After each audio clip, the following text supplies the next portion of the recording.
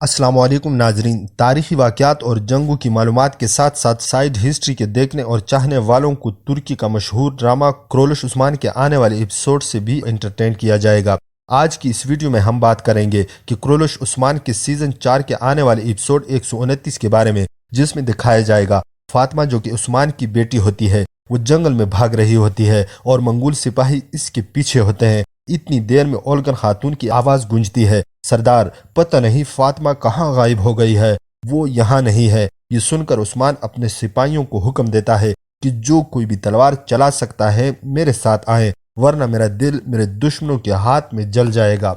दूसरी जानिब हम देखते हैं कि जंगल में सरबन बानू, बुरहान और मलहून खातून मंगोलों को काट रहे होते हैं। इनकी मदद करने के लिए बाला खातून अपने सिपाहियों के साथ पहुंचकर मंगोलों पर तीर बरसाना शुरू कर देती है।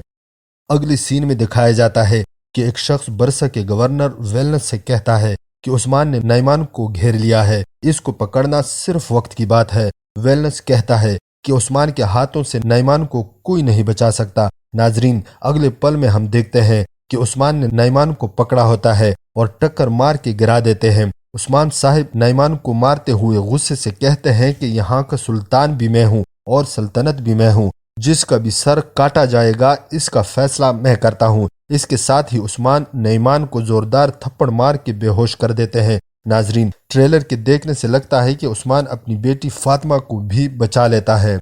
अगले मंजर में देखते हैं कि गवर्नर वेलनस शहनशाह के सामने पेश होते ही साथ अपने हथियार डाल देता है। ये देखकर बाजिंतीनी सिपाही इस पर नेज़े तान लेते हैं। वेलनस शहनशाह से इल्तिजा करता है, मैं बाजिंतीनियों को तुर्कों से बचाऊंगा, अपनी फौज को मेरी कमान में कर दो ताकि मैं ताकत में आकर उस्मान का मुकाबला कर सकूं। क्योंकि नाजरीन, वेलनस जानता है कि नईमान के पकड़े जाने के बाद इसकी ताकत कम हो गई है। ट्रेलर के आखिर में दिखाया जाता है कि उस्मान साहिब नईमान के सीने पर पांव रख कर कहता है कि जो कोई भी मेरी जमीन पर नजर जमाएगा मैं इसे कुचल दूंगा।